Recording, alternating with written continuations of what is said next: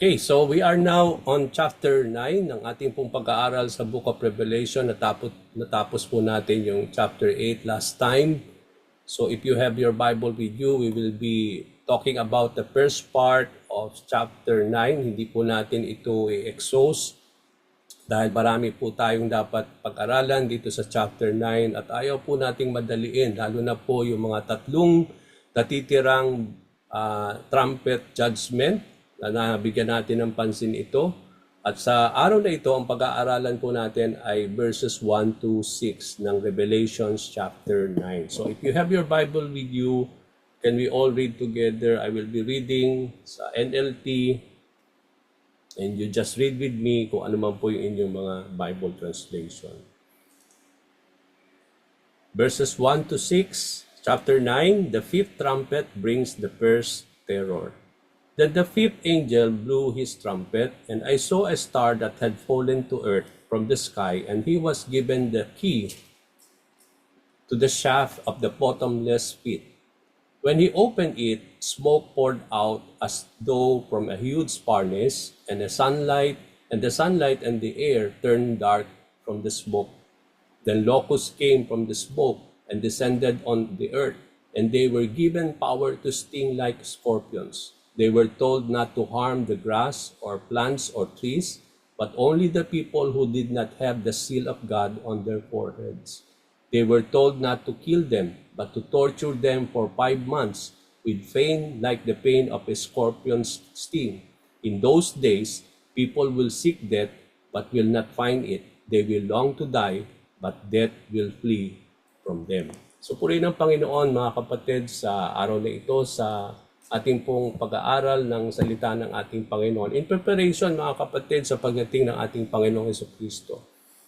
Alam natin, mga kapatid, ang ating mga nangyayari sa paligid natin today. Even this war points to the coming of our Lord Jesus Christ. No? Ibig sabihin, talagang ito'y mga palatandaan ng pagdating na muli ng ating Panginoong Jesucristo. Tayo po'y instead na madismaya tayo o ma-exhaust tayo sa mga nangyayari, let us continue put our trust in the Lord and put our faith in God, no? Dahil alam natin, mga kapatid, na parating na ang ating Panginoong Jesucristo, our living hope. Now, last Friday, we studied and learned the first 4 trumpets that were unleashed on earth as part of the second series of judgment brought by the wrath of God. Alam natin na pinag-aaralan natin, mga kapatid, in this book of Revelation after natapos natin, mga kapatid, yung letters of Jesus Christ sa mga different churches. But then nakita natin dito yung unleashing of the series of judgment. May mga series, 3 series ng judgment na ipopour ng Panginoon dito sa lupa brought by the wrath of the Lord. Ano yung mga series na yan? Yung series of seals judgment. Pangalawa, yung seals of trumpet judgment. And then ikatlong series ay yung tinatawag nating series of bowls judgment. Now, sa ating pag-aaral, we are now on the second series. Natapos natin yung first series of judgment. After that, nagkaroon ng parang pause for a little while. And then, makita natin dito again the pouring of the second series of judgment. Ito pong pinag-aaralan natin ay part ng mangyayari sa tribulation. Okay? Yung pag nag-start yung tribulation up to the second coming of Jesus Christ. No? Kaya nakapaloob pa rin itong chapter 9 dun sa mga dapat na mangyari bago dumating ang ating Panginoon, that even before the tribulation or after the tribulation, there will be still things that will be happening. Dito yung pinag-aaralan natin, part of that. No? Now, yung last Friday, we studied yung first 4 trumpets na ibinuhos dito sa lupa as part of the second series. Ano yung 4 na blowing of the trumpet na pinag-aralan natin to remind us and to connect us dito sa ating pagpapatuloy ng ating pong pag-aaral regarding the series of judgment regarding the trumpet blowing. Yung unang blowing of the trumpet ay ito'y nagdulot ng hail and fire mixed with blood. No? Kung natatandaan ninyo, God brought hail and fire mixed with blood on earth, wherein 1/3 of earth was set on fire. 1/3 of the trees were burned, and all the green grass was burn. Another thing, sa pangalawang blowing of the trumpet, if you will be reminded again of our lesson last time, yung second blowing of the trumpet brought great mountain of fire and thrown into the sea, and then 1/3 of the water in the sea becomes blood. So naging dugo, at yung 1/3 of all living things in the sea dies, and then 1/3 of all the ships are or were destroyed. Yung ikatlong blowing of the trumpet, nakita natin that it brought great star from the sky burning like a torch. So merong isang great star from the sky like a torch, and it fell on the 1/3 of the rivers and on the springs of water. The name of the star was wormwood or bitterness, and it made 1/3 of the water bitter, and many people died from drinking the bitter water. At yung ika-apat na blowing of the trumpet ating pinag-aralan last time is yung wherein 1/3 of the sun, 1/3 of the moon, and 1/3 of the stars, and they all become dark. It brought 1/3 of the day and 1/3 of the night to be darkened.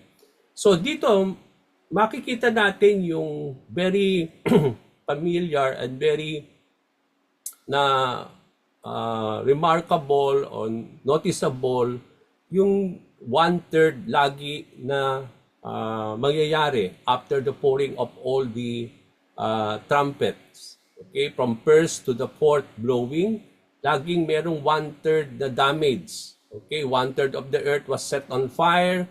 Sabi doon, 1/3 of the trees were burned. Sabi doon, 1/3 of the sea turned into blood. Then 1/3 of all the living things in the sea died. And then 1/3 of all the ships were damaged, and then nakita din natin that 1/3 of the rivers and springs of water were turned into bitterness. Okay, hindi mo maiinom. And then also 1/3 of the sun and the moon and the stars were also affected, and it became darkened. Okay, so dito makita natin dito, no, mga kapatid, that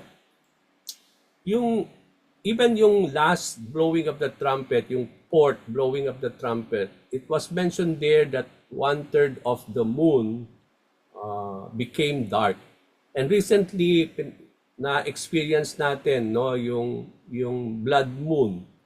And maraming nagsasabi, namamangha sila doon na sinasabi ng science, maraming nagsasabi, no, walang masamang pangitain ito. Yes, even though walang masamang pangitain yan, but then iyan ay pangitain at palatandaan na malapit na dumating ang ating Panginoong Jesucristo. So yan pong blood moon na yan, dapat yan ay nagre-remind sa atin kapag nararanasan natin yan na parating na ang Panginoon. Yan ay sign na talagang darating na si Lord. Hindi yan po parang natural lang na nangyayari dahil tumatakip ang earth sa sinag ng araw, kaya dumidilim po yung moon. But then, we come to see that is one of the reality and signs that malapit na ang ating Panginoong Jesucristo na parating. Kaya napaka-importante po itong pag-aaral natin dahil nare-reflect natin po yung mga nangyayari sa ating pang-araw-araw na buhay, sa mga nangyayari sa ating pong mundo na ito, na nagpapatunay na parating na talaga ang ating Panginoong Jesucristo. Even this war that is going on, no? Hindi po ito parang nasusurprise tayo, but then I believe that this is also part of the coming of the Lord Jesus Christ. No? Kaya malapit na talaga, and we need now to prepare. Now, as we study now Revelation chapter 9, napakagandang bigyan pansin na muli yung verse 13 ng chapter 8, kasi ito yung parang nagsiserve ng transition from the fourth blowing to the fifth blowing. So parang hindi tuloy-tuloy kagad na after the fourth blowing of the trumpet, ito na yung fifth blowing. But then meron pong inilagay dyan sa verse 13 para to transition dun sa mas mahigit pang matitinding judgment na parating dun sa tatlong natitirang blowing of the trumpet. Kung nakita natin na medyo malawak na yung effect nung first, second, third, and fourth blowing of the trumpet, no, wherein 1/3 of all were destroyed. Pero titingnan natin dito sa fifth, sixth, at to the last blowing, mas matindi pa po, mga kapatid, yung aasahan natin compare dito sa first four blowing of the trumpet. Now, ano ba yung sinabi sa verse 13 that serves as a transition into chapter 9? Ang sabi doon, John saw and heard a single eagle crying loudly as it flew through the air. So nakita ni John na merong some like an eagle, no? And it is flying through the air at ito ay crying. It is crying loudly and it is saying, ano yung pinuproclaim ng eagle at that time? Sabi niya, terror. Sa ibang translation, ang ginamit woe. Pero dito sa NLT, ang ginamit po ay terror. Okay, terror, terror, terror to all who belong to this world because of what will happen when, sabi doon, when the last three angels blew their trumpet. So ang sinasabi dito nung eagle, the being like an eagle, that he repeated 3 times the word woe or terror. Ibig sabihin, bakit tatlo? Kasi meron pang parating na tatlo na trumpet blowing. And bakit tatlo is because we believe, dahil tatlong beses yon, it means to say in each trumpet blowing, the fifth, the sixth, and the seventh, it will be a terror, okay, for the earth and for those people who live on this earth without the seal of God. Okay, yun yung sinasabi nung eagle, no? Na there will be terror. So it means to say, mas matindi ito kaysa doon sa 4 na huling blowing of the trumpet. Okay? So mas matindi ang epekto nito sa lupa, lalo tigil sa lahat sa mga taong wala po nung seal of God. Pinag-aralan natin last time, ano ba yung seal of the Lord? Okay? Na they were protected by God during the tribulation, during the judgment of God, when He will brought His wrath upon the earth. At makikita natin dito that they will be spared from this terrible judgment brought itong blowing of the trumpet. Now, before the last 3 angels sound their trumpet, bago ibinuga nung 3 nahuhuling anghel, yung kanilang mga trumpeta, a threefold terror or woe is pronounced on the earth. Okay, so kaya nga pinopronounce at 3 beses yung woe, yung terror. Now, the word terror, which in other translation, ang ginamit nga yung woe was repeated 3 times. No? Napansin natin ito, remarkable na 3 beses inulit yan. Now, these terrors or woes are referred to the 3 remaining trumpets blowing that will be unleashed in chapter 9. So yung chapter 8 verse 13 na yon is a transition para bigyan ng kahalagahan na bakit hindi isang beses lang binanggit yung terror, bakit hindi 4, bakit hindi 2, kundi 3, because yung terror na yon is being referred to the each remaining trumpet. Kaya 3 beses binanggit yon, terror, terror, terror. So there will be terror in each trumpet blowing, sa 3 natitirang trumpet blowing. Okay? So it conveys that there is terror or woe in each blowing of the trumpets. The 5th trumpet will bring the first terror. So pag bino yung 5th trumpet, yun ay magdadala ng unang terror pa lang. Now the 6th trumpet will bring the second terror na binabanggit ng eagle. Now the 7th trumpet will bring the 3rd terror. And this is characterized by the final series of judgment, which is the bowl judgment. So kung napansin natin yung unang series, di ba? Binanggit natin when the Lamb broke the first, second, third, fourth, fifth seal o sixth seal. Okay? Yung breaking of the 7th seal, yun po yun mismo yung second series. So binuksan na dun sa 7th seal, nung breaking of the 7th seal, nabuksan yung 7 blowing of the trumpet. At mapapansin niyo dito later on na pag binow na yung 7th trumpet, okay, judgment, yun ay magbubukas ngayon on the 7th series na naman of the bowl judgment. Okay? Ito'y mag-uumpisa. Ito'y magbubukas na muli ng ikatlong series of judgment pagdating doon sa 7th blowing of the trumpet. Na nangyari din when the 7th seal was broken by the Lord. Okay?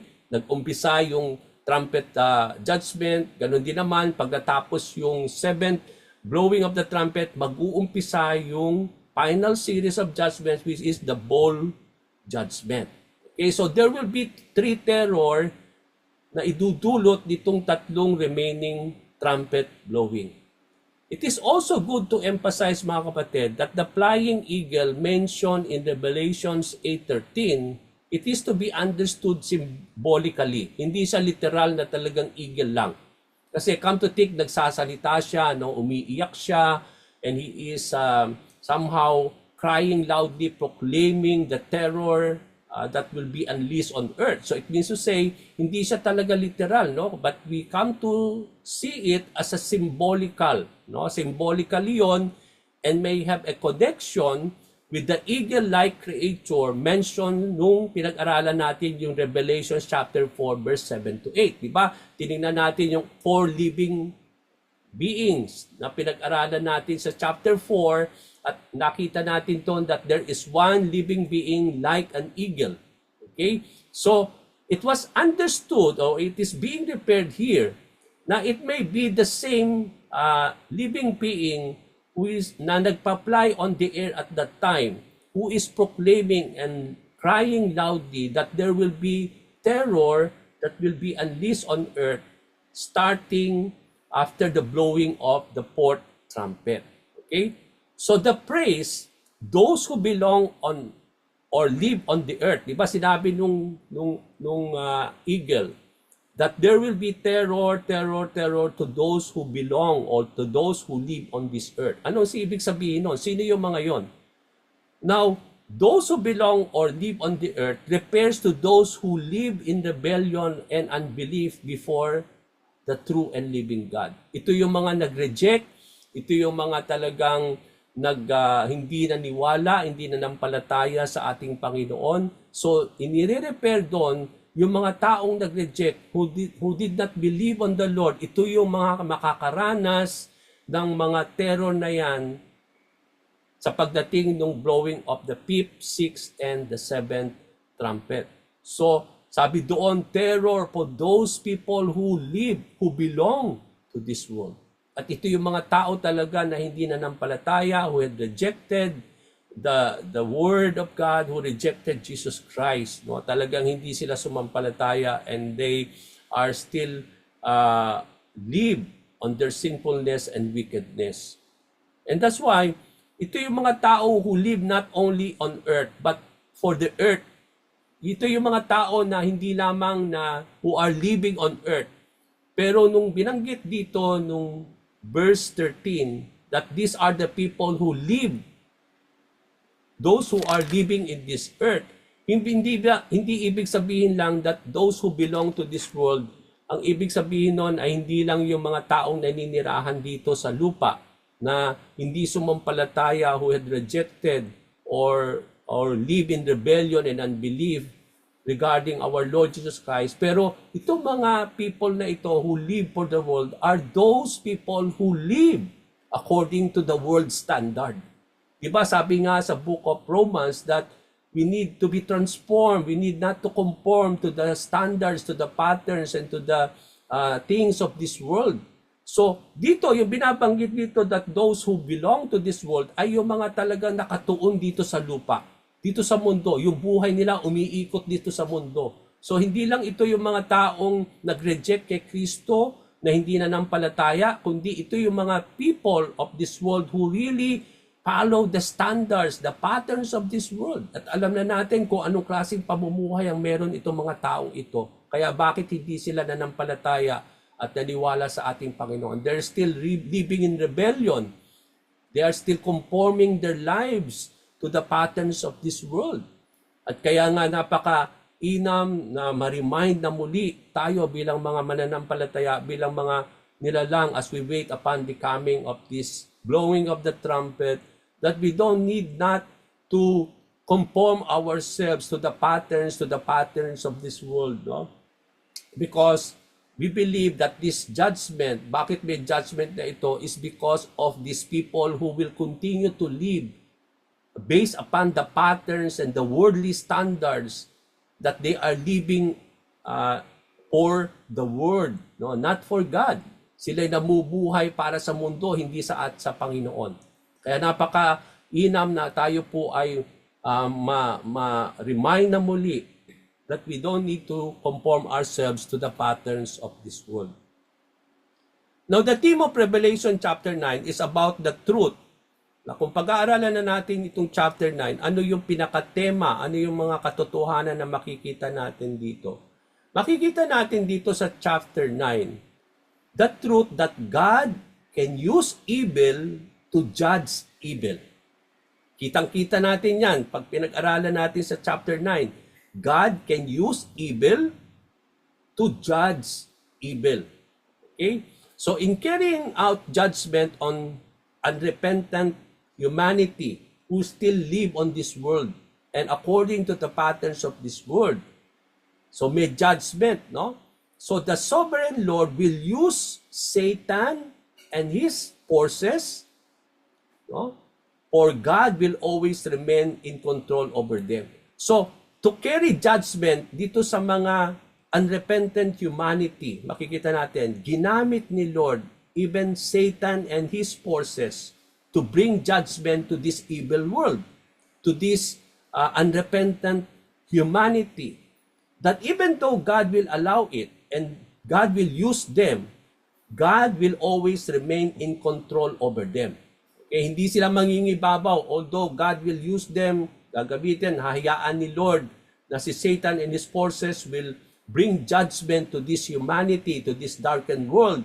But then, in reality, above all that, God is still sovereign over them.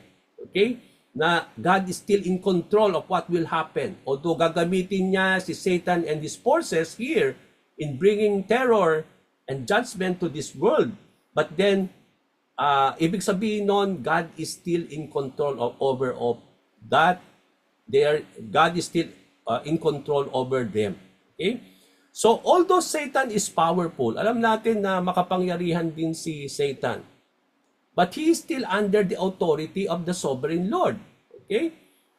And we all know that when it comes to evil, pagdating sa evil and the wicked, destructive devices of Satan and demons, God is not the author of evil, but He can allow it for His good purposes.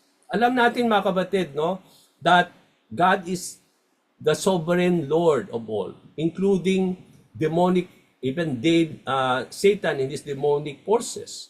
We all know that pagdating sa evil, pagdating sa mga wickedness, pagdating sa destructive devices ni Satan at ng kanyang mga demonic forces, hindi ito nanggagaling kay Lord, no? God is not the author of evil. Alam natin 'yan, no? But it is Satan who brings this evil to this darkened world. But then, even though he is not the author at hindi ito nanggagaling kay Lord, but God can use it for His own good purposes. Kaya dito, gagamitin ni Lord si Satan at his demonic forces to bring terror to this earth. Sinabi po ni James, natatandaan ninyo nung pinag-aralan natin yung Book of James. Sa James chapter 1 verse 13, ang sabi dito ni Santiago, "And remember, when you are tempted, do not say, 'God is tempting me.' God is never tempted to do wrong and He never tempts anyone else." So dito natin makikita that even the temptation does not come from God, no? He can allow temptation, but it is not from the Lord. God is not tempting you. God is not the author of sin. God is not the author of evil, but He never tempted us to do wrong, sabi doon. He never tempts anyone else, but we believe we are tempted because of, sabi ni Santiago, because of your sinful desire, kaya tayo natetempt. Many times, it is the devil who tempts you. Hindi si Lord ang nagtetempt sa atin to bring us sin, to bring us to sin, to bring evil, no? but then it is Satan, because of our sinful nature, why we are being tempted. That leads us to sin, that leads us to wickedness and evil. So hindi siya author, hindi ang Panginoon ang author ng evil, but He can allow evil to be used for His glory, for His purposes. At dito nga natin makikita ito sa chapter 9. Ginamit ni Lord si Satan at ang kanyang ang mga demons to unleash terror on earth dito sa lupa.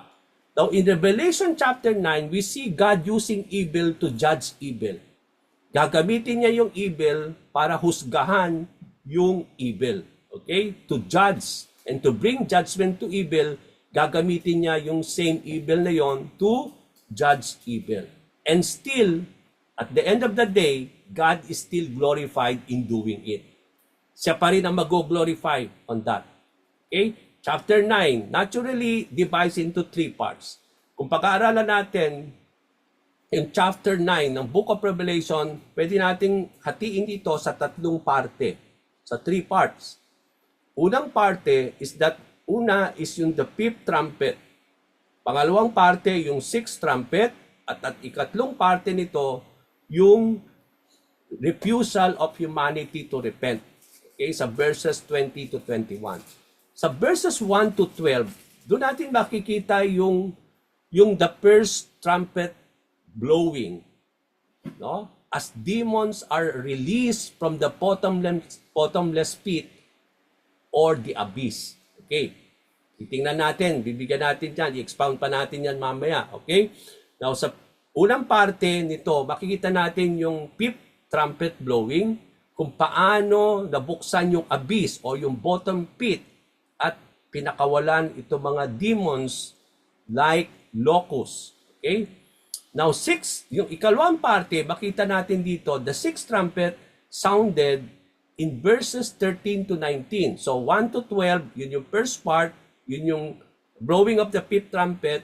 From verses 13 to 19, ito yung second trumpet blowing. No? At ano makikita dito, ang nire-record dyan, hindi natin pag-aaralan today, but it may be a part of our study next week.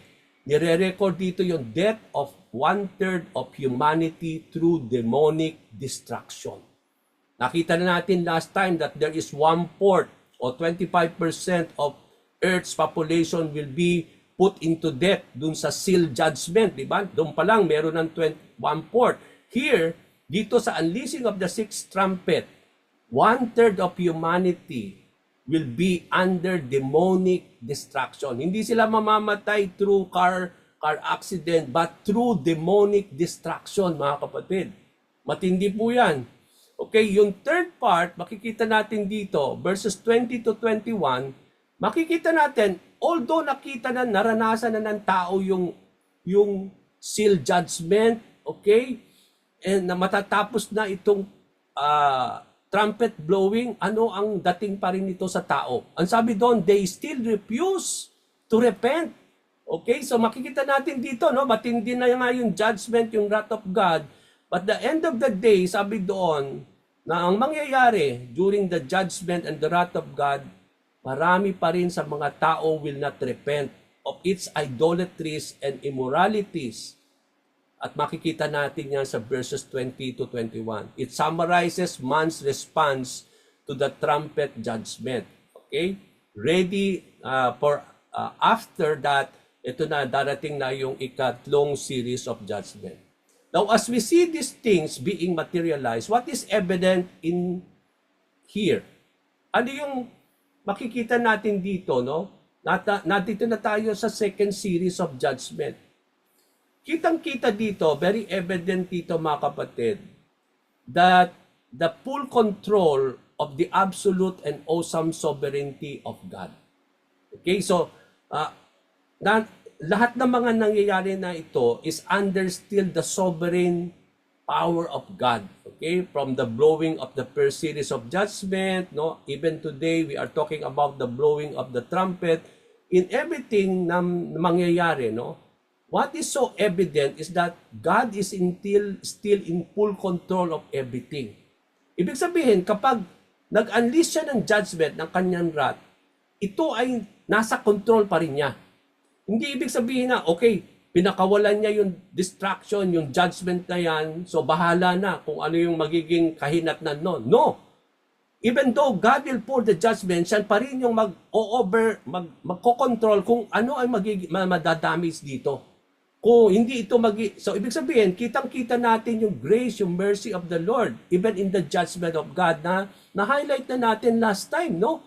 Na kapag binot niya itong judgment na ito, siya pa rin ang magko-control kung sino yung maapektuhan. Kung saan saan ang dadating itong damage na ito o ano yung maapektuhan itong mga judgment na ito. Kaya makikita natin doon yung 1/4, makita natin doon yung 1/3. Hindi ibig sabihin nung pag in-unleash yung mga judgment na yan, bahala na kayo. Okay, bahala na kung sino yung tatamaan dito. Hindi ganun si Lord. He is still in control of all things. Even if He unleashed this judgment, He will be the one who will control kung ano yung magiging effective nito sa lupa. And kitang-kita pa rin natin doon yung sovereignty of God of all those things and even the grace and the mercy of the Lord. Siya pa rin yung magdidikta kung ano yung magiging outcome nito, mga kapatid, pagdating dito sa lupa.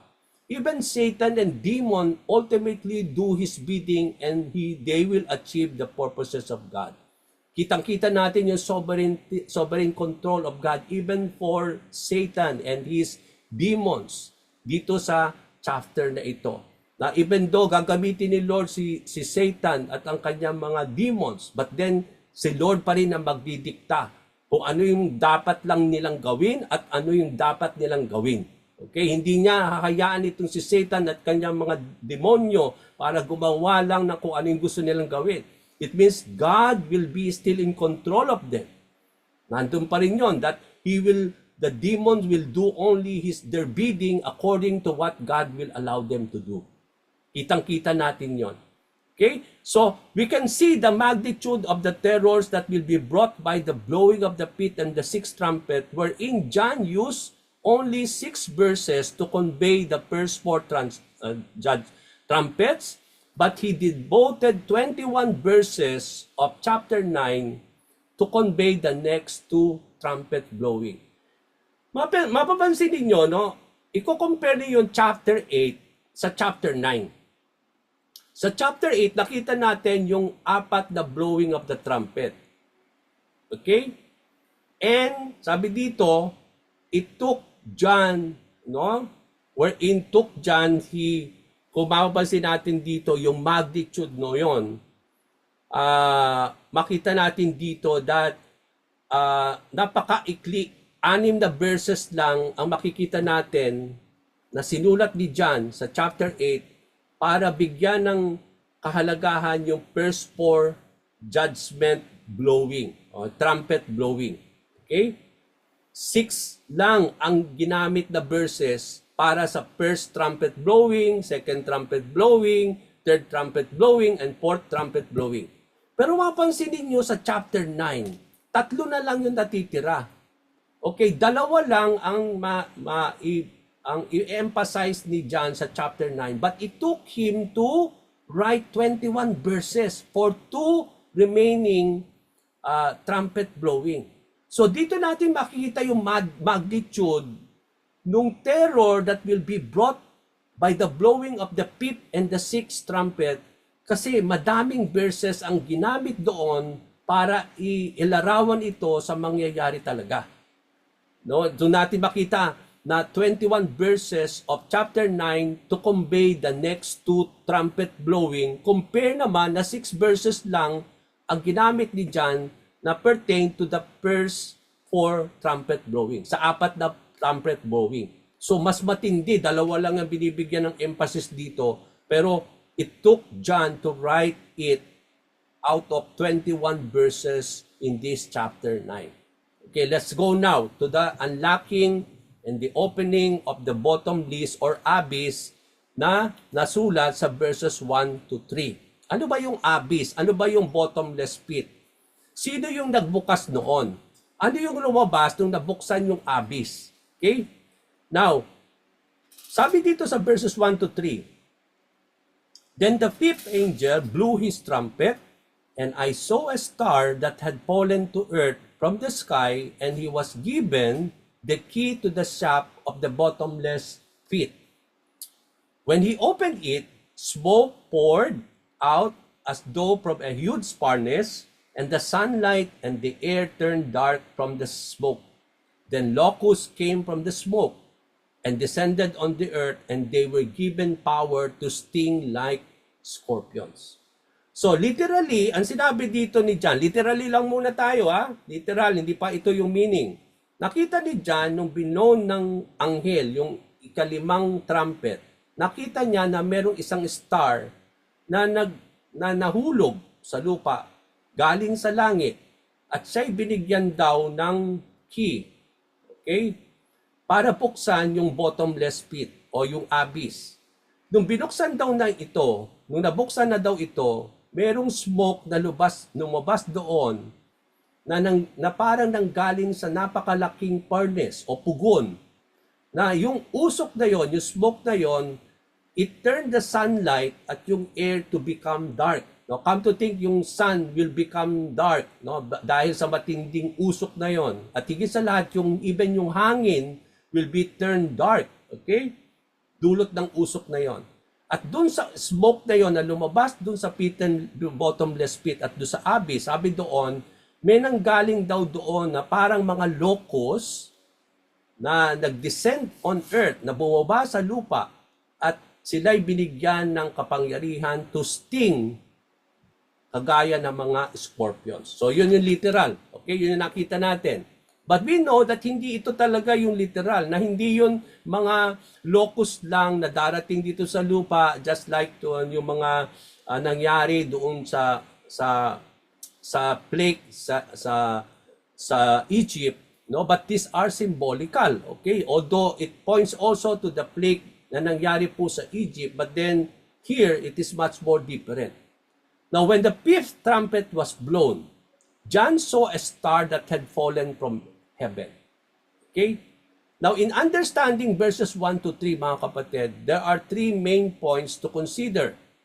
Ano yung tatlong main points na bibigyan natin pansin sa verses 1 to 3? Kaya nga sabi ko nga, no, hindi natin kayang tapusin itong chapter 9 in one sitting today kasi marami pong dapat bigyan ng consideration. Malalim po itong chapter 9 na ito. Okay, doon pa lang sa verses 1 to 3, may tatlong part na dapat natin bigyan ng pansin. Alin yung tatlong bagay na yan na hinighlight dito ni John? Number 1, yung fallen star. Sino ba itong fallen star na binigyan ng key? Okay? And then, pangalawa, unlocking of the abyss of the bottomless pit. Okay? Nung unlock itong abyss o bottomless pit. And then, pangatlo, locust. Sino ba itong mga locust na ito? Okay?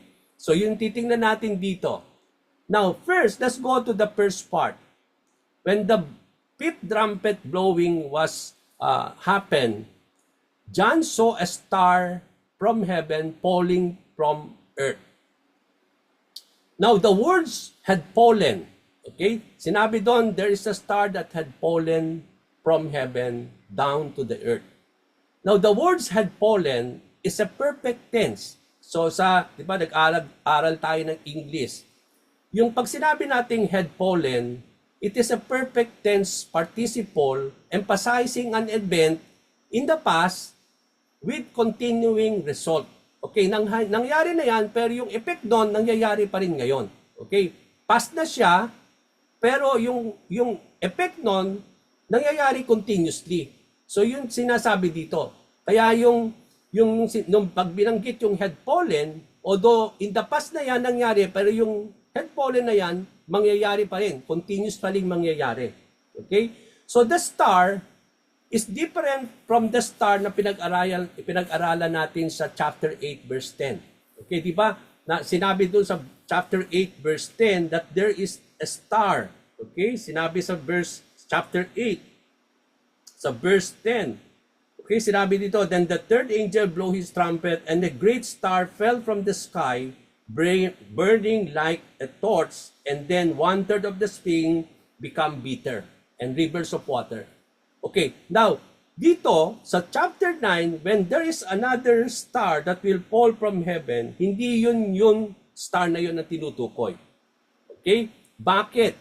Kasi kung titingnan ninyo yung sinabi natin sa verse 1, then the fifth angel blew his trumpet, and I saw a star that had fallen to earth and from the sky, and he. Tingnan niyo po there is a pronoun he. Hindi siya bagay na star na literal, but he. Ginamit dito he. Ibig sabihin, he is a living creature. Okay? He ang ginamit doon, hindi it. Okay? It was given. So, hindi po yon. So, dito natin makikita that itong star na ito being repaired here that had fallen is a person when the pronoun he was used and not a literal star. Okay? Hindi sa literal star. Who was the star repaired in this verse who had fallen? Okay? Luke chapter 10 verse 18. Let's go back to Luke chapter 10 verse 18. Ang sabi ng Panginoon, I watched Satan fall from heaven like lightning flash. So Jesus repaired Satan as one who had fallen from heaven. Okay? So ang tinutukoy dito, a star that had fallen on earth, is Satan himself, because even before, when he was not fallen yet, he's a cherub, no, in the presence of God, di ba? Maganda siya. He is the morning star, sabi dun sa Bible. Okay, before his fallen thing. Okay, he is the star in heaven, of the morning star.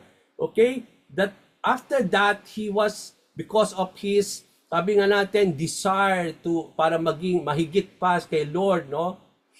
God don't allow it, and he was, sabi nga natin, he was allowed by the Lord to be fallen, no, from heaven. So dito natin makikita, even Jesus Christ repaired Satan as the one who had fallen from heaven.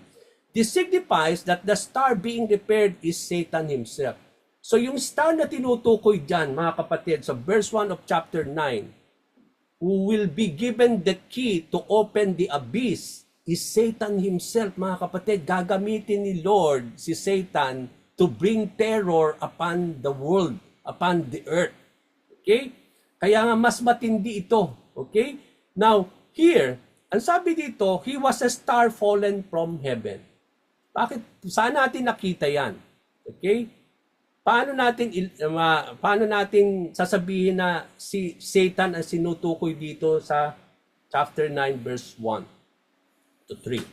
Sabi po sa Isaiah 14 verse 12 to 13, how you are fallen from heaven, O shining star, son of the morning.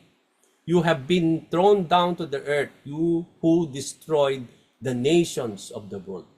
So, dito, tinutukoy dito, and then sa verse 13, ang sabi dito, for you said to yourself, I will ascend to heaven and set my throne above God's stars.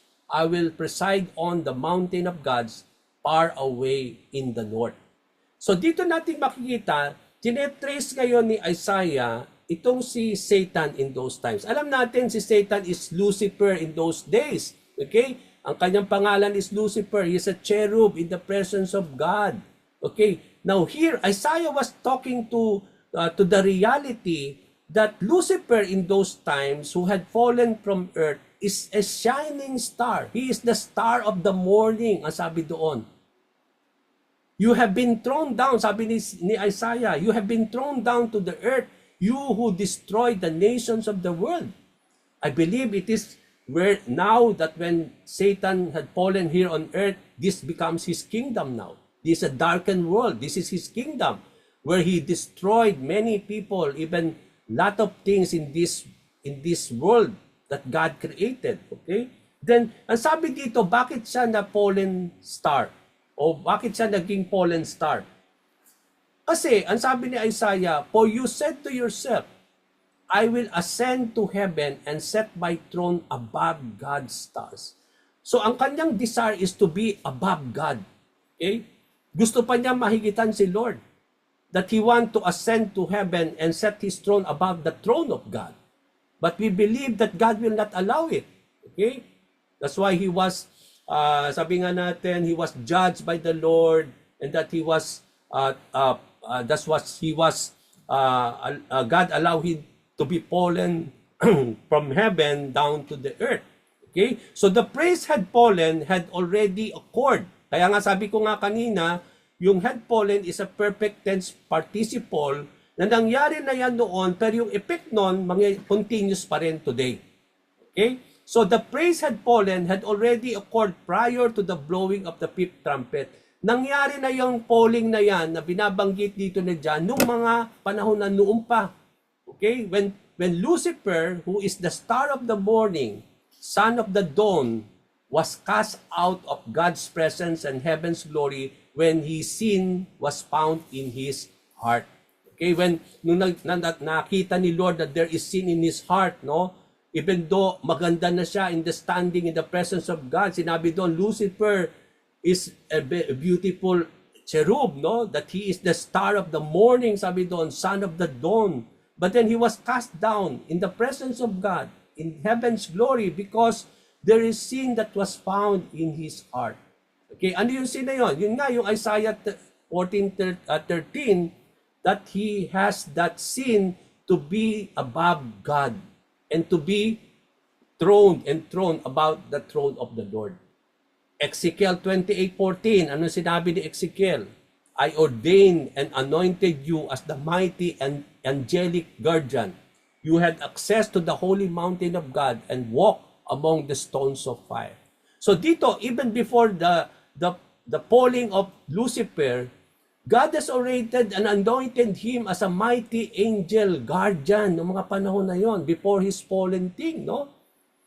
God has given him access to the holy mountain of God and walk among the stones of fire. So ang ganda ng placing, no, nung mga panahon na yon ni Lucifer at that particular time.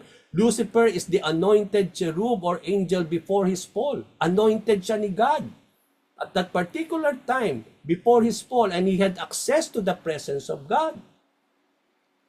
He has fallen from heaven and thrown on earth because of his desire to surpass God and to set his throne even above the throne of God.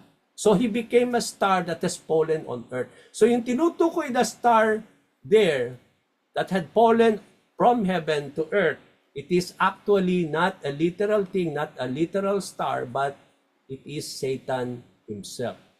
In verse 1, Satan was given the key. Okay, so punta tayo ngayon.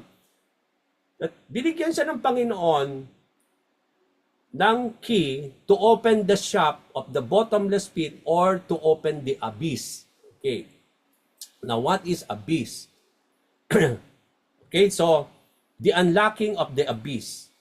Now, John saw, so nasa second part na tayo ng verses 1 and 3. Nakita natin yung first part, yung fallen star is Satan himself. Okay, second part, yung unlocking of the abyss. Now, John saw that Satan was given the key to unlock the abyss. So, binigyan siya ng authority ni Lord. Binigyan siya ng key para buksan yung abyss. Then, nung nabuksan yon, smoke rose from it. Lumabas ay matinding thick smoke, like a smoke na nanggagaling daw sa isang gigantic furnace. So what is the abyss that was unlocked? Okay, ano ba yung abyss na na-unlock?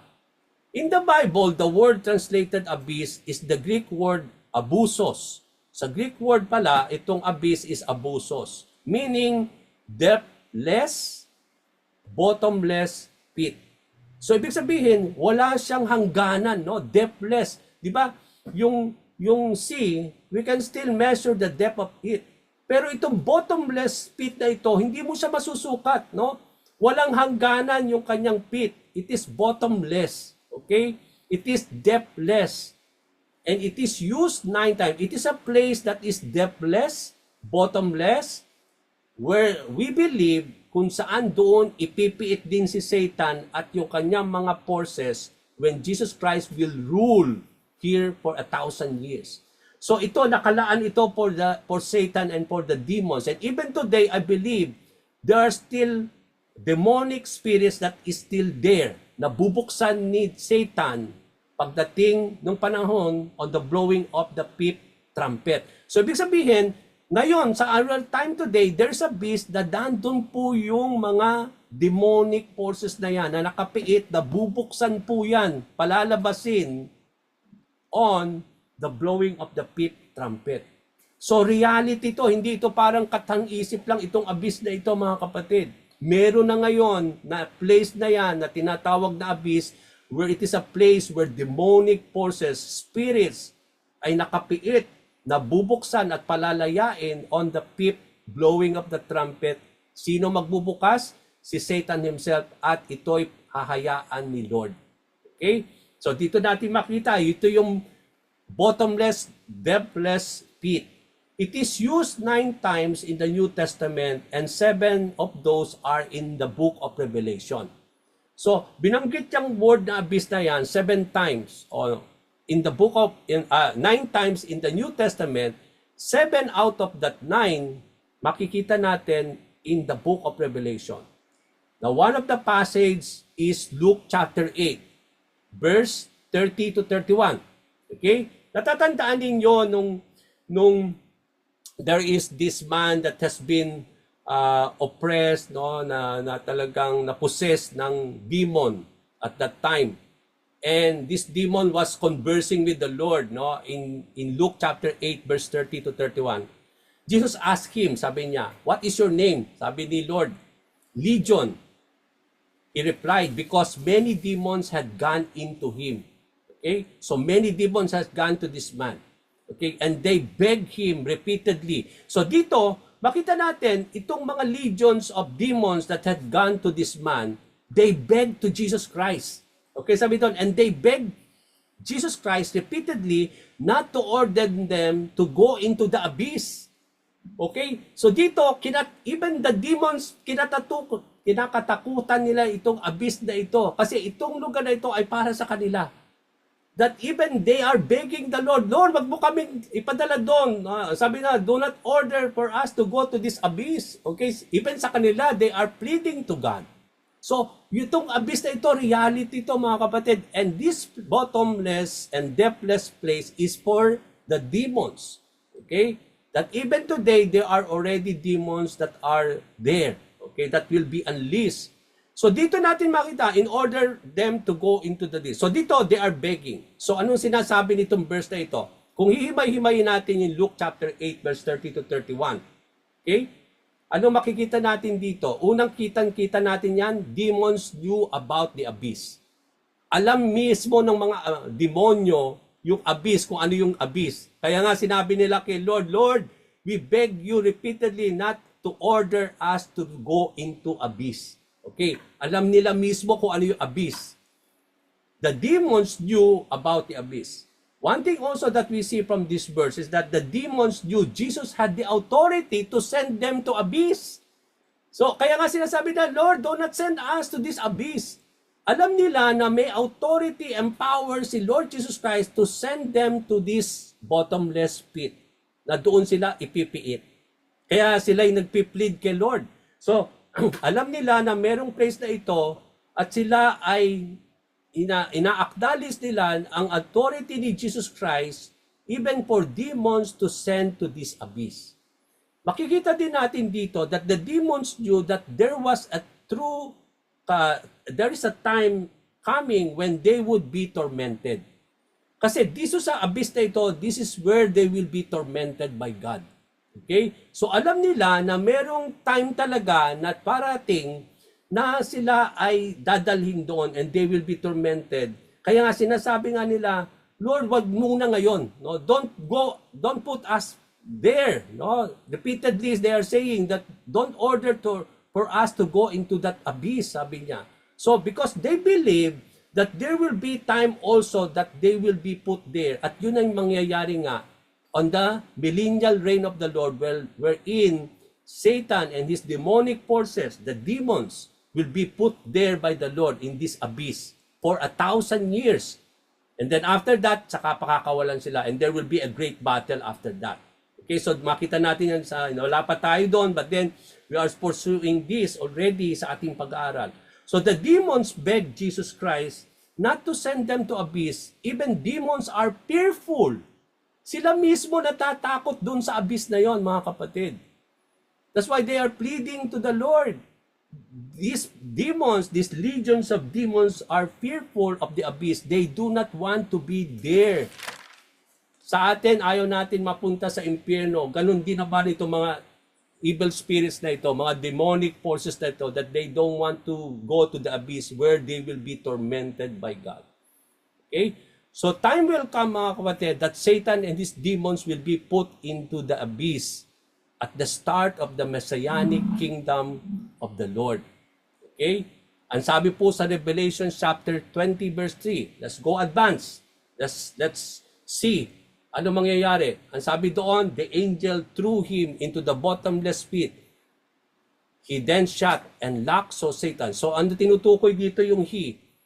Si Satan, no? The angel threw him. Sino yung him doon? Sa Revelations 20 verse 3. Si Satan.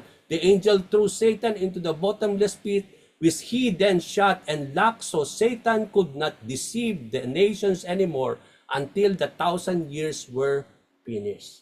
So makita natin, it is the place for Satan. And upon the coming of the millennial reign of the Lord. So, Revelations 11 verse 7, the beast, the Antichrist, also will rise from the abyss. Alam natin mga kapatid, even the beast or the Antichrist will rise from that abyss. And that is what Book of Revelation chapter 11 verse 7. Now, when the shop of the abyss is open, no, nung binuksan na ni Satan itong bottomless pit na ito,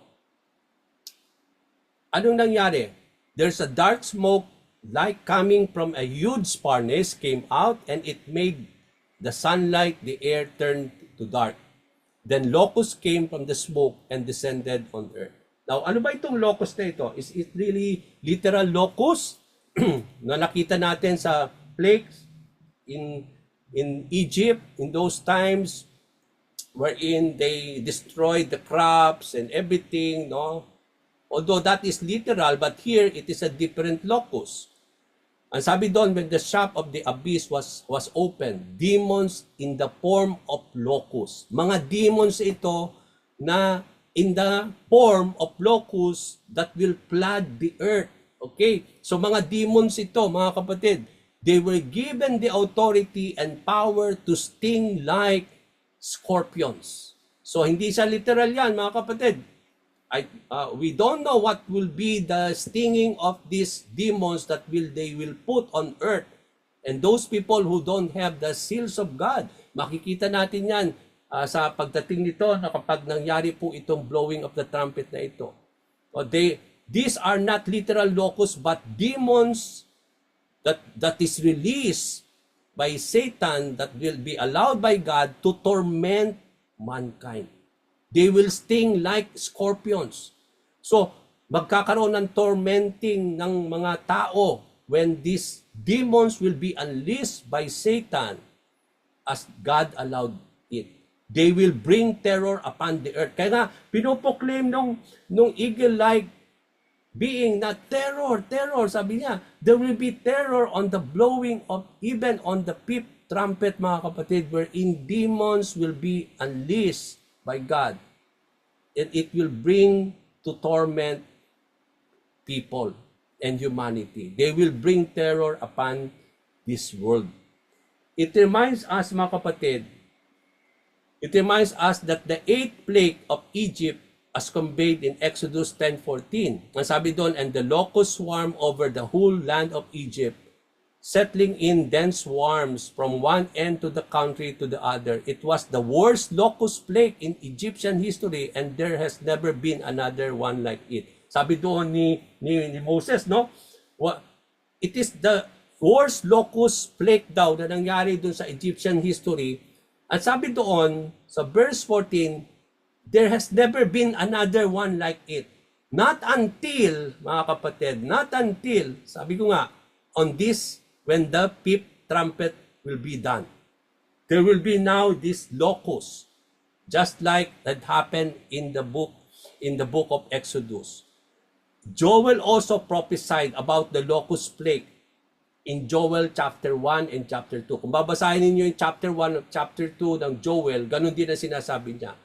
In chapter 1 verse 4, ang sabi ni Joel, after the cutting locust finished eating the crops, the swarming locust took what has left After then came the hopping locust and then the stripping locust. Come to think of this, locust na nga, pero may iba't ibang stages itong gagawin ito mga locust na ito. Merong mga cutting locust, binanggit dito, mga swarming locust, and then hopping locust, and then stripping locust. Ang binanggit dito ni Joel. No? So, hindi lang siya parang ordinary or one typical locust, but Joel was seeing that would happen, no? That it will bring stages of torment kapag itong mga locust na ito will be unleashed on earth. Na sinasabi ni Joel doon when that plague happened in sabi nga after nung cutting locust ay kinain nila yung mga crops, hindi pa tapos yon, sabi ni Joel. After that, here comes the swarming locust that will took what was left. Kung meron man natira, sabi doon, it will be for the swarming locust that was left. After the swarming locust, sabi ni Joel, after that came, darating naman yung hopping locust, and after that, then the stripping locust. So, ang sinasabi dito ni Joel, when he was seeing the judgment that will happen on the blowing of the trumpet, this will be stages that will happen that will bring torment. No? That itong mga locust na ito, that like locusts, but these are demons actually, like locusts that will bring torment, and it will bring different stages of torment on earth when it will be unleashed upon humanity. Joel was not referring to literal locusts when he wrote this verse, but demons in the form of locusts that will fill the earth. He was nakikita niya yung parating, the judgment. Verse 4, sabi doon, they were told not to harm. Now, sabi dito, nung when na-unleash na yung mga, dun sa smoke na yon, merong mga lumabas na mga locusts. Ang sabi po sa verse 4 nung chapter 9 natin, they were told not to harm the grass. Okay, here comes now. Sabi ko kanina, although God will unleash this terror, He will use Satan and the demons to torment earth and humanity, but He isn't in control of everything. He will not allow this thing again, even Satan and demon, to do outside what God will allow them only to do. Kitang-kita niyo yan sa verse 4. Okay? So they were told. So when they were unleashed, ang sabi dito, they were told, sinabihan sila of what? Not to harm the grass or plants or trees, but only the people who did not have the seal of God on their foreheads. So meron lang limit itong torment na gagawin itong mga demons na nagpapatunay that God is the sovereign even over them. That God will not allow things outside His purposes and will. Na the unleashing of these demons like locusts, ang effect nun will not even for the grass or plants or trees. They will not harm it, sabi doon. But only the people who that have the seal of God on their foreheads. So ito ay torment only for those people na walang seal of God. Alam na natin kung sino yung mga binigyan ng seal of the Lord. Okay? Yung mga saints of God, sila po yung may seal of God, the seal of the Holy Spirit that denotes ownership, that denotes, sabi nga natin, as being children, having the seal of sonship. No? Sabi nga, God has given them the right to become children of God, and that right is that seal that talks about that they are children of God. So, kung wala kang seal, then you are part of these people who will be tormented by this demonic power. Okay? Although God gave the power and authority for Satan to release demons in the bottomless pit, but the Lord has His sovereign control over them. Now, the demons in the form of locusts. So, hindi siya talagang literal locusts. Although they are locusts, but they are demons, no? In the form of locusts. We're told not to harm the grass, plants, and trees, but only people who did not have the seal of God on their foreheads. For those not protected by the seal of God, they will experience a time of terror na binabanggit dito nung eagle-like being. Although God gave the locusts to sting like scorpions and torment people without the seal of God, yet they are not to kill God They are not to kill. No? Sabi dito, they are not given the authority to kill. Okay? God has given them out of His sovereign power limitation on what they can do only. Okay, so they are given only. Now, when God will allow them to bring torment and to bring terror, sabi ko nga, God is in control. Now, even though people will be tormented, pero kitang-kita nyo pa rin yung grace and mercy of the Lord in verse 5. Okay, sabi doon, they were told not to kill them. Okay, they will be tormented again. Yeah, they will be stinging like a scorpion, but it will not bring them to death. But they will be tortured. They will be tormented for 5 months with pain like the pain of the scorpion's sting. So kung ako i-analyze ko ito, kung interpret ko ito, kitang-kita natin yung mercy and grace of the Lord even in times of judgment and the wrath of God. Nandun pa rin yung sovereign will of the Lord, na siya pa rin yung control kung ano yung magiging outcome nitong mga mangyayari. That even though God will allow Satan and the demon to torment and to bring torture to humanity, but then they will not be killed. No? They will not really kill people, but then they will be tormented and they will be tortured for how much time? Sabi doon, kitang-kita ninyo, 5 months they will be tormented and they will be tortured by this demonic oppression. So the demons in the form of locusts were told not to kill those, tatapos na po tayo, who do not have the seal of God, but they will be tormented or tortured for 5 months. So there will be no killing, hindi po sila mamamatay when this unleashing of these locusts, demon-like locusts, when they will sting like scorpions. But there will be torture. People without the seal of God will be tortured. They will be tormented by this demonic power for 5 months. But God promised that they will not be killed. So nandun yung authority ni Lord that has been given sa mga, even the demons, they should know what they need only to do because God will not allow it outside what God has allowed them to do. So this reveals that the locusts are only to do what God allows. Gagawin lang nila kung ano yung gusto ng Panginoon. These demonic locust-like creatures will torment people painfully and severely for 5 months. Although, hindi ito magdidulot ng kamatayan, mga kapatid. But then, the word terror na pinopronounce dyan, that will be brought by the fifth blowing, it will be really a very painful and severe torment and torture. Okay, for 5 months. Now, grace pa rin nga yan eh. Kasi kung titingnan natin, patikim pa lang yan ni Lord sa kanila. Because time will come then when they will be thrown in the lake of fire, they will be tormented and tortured for the rest of in eternity. Walang hangganan, wala nang katapusan. Eh dito, grace pa rin ni Lord yan, no? 5 months na nga lang. Okay, compare naman sa mangyayari na eternally torment sila. Okay, grace na grace pa rin yan kay Lord. Purihin si Lord. So, this reveals the grace of God even for people who will be tormented. The locusts can sting and strike mankind, but they are not permitted to kill them, not at this point of time. Hindi pa ngayon ang time niyan, sabi ni Lord. Patikim ko pa lang yan so that you can still be awakened, okay, so that you can still be awakened by the path of these things. So, there is God's appointed time for the death of the people without the seal of God. What would be the response of the people who will be tormented? Dito po tayo matatapos sa third part.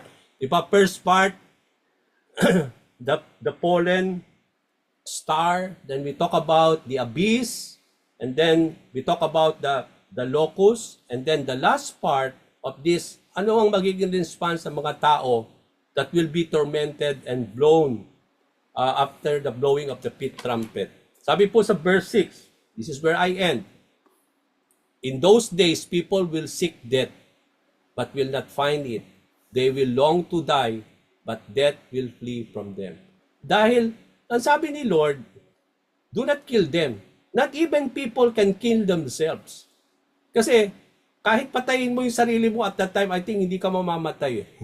Kasi I believe you have God's appointed time for you to end yourself.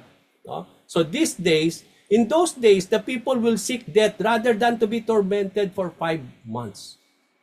Rather than to experience the torture that will be brought by this demonic power.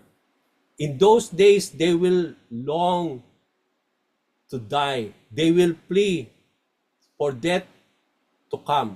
Pero ang sabi doon, death will free from them.